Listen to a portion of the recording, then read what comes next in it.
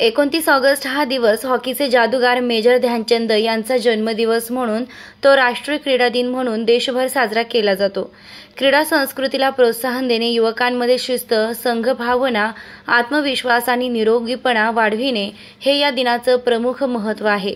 नाशिक महानगरपालिकेच्या वतीने राष्ट्रीय क्रीडा दिनाचं औचित्य साधून मनपा मुख्यालयात मेजर ध्यानचंद यांच्या प्रतिमेस अतिरिक्त आयुक्त श्री प्रदीप चौधरी यांनी पुष्पहार अर्पण करून अभिवादन केलंय। या प्रसंगी उपायुक्त समाज कल्याण नितीन नेर, जनसंपर्क अधिकारी योगेश कमोत, डॉक्टर प्रमोद सोनवणे, महेंद्र केंद्रे, नितीन बागुल, आनंद भालेराव, संजय पटेल, शंकर पोरजे, मनीषा पाटेकर, साहेबराव भोसले, राजेंद्र सोनार, इफ्तिकार शेख, साहिल बोडके, साहिल गुरु, वीरसिंह कामे, सुनीता गायकवाड आदी अधिकारी व कर्मचारी उपस्थित होते। कार्यक्रमाचं सूत्रसंचालन जनसंपर्क अधिकारी योगेश कमोद यांनी केलंय।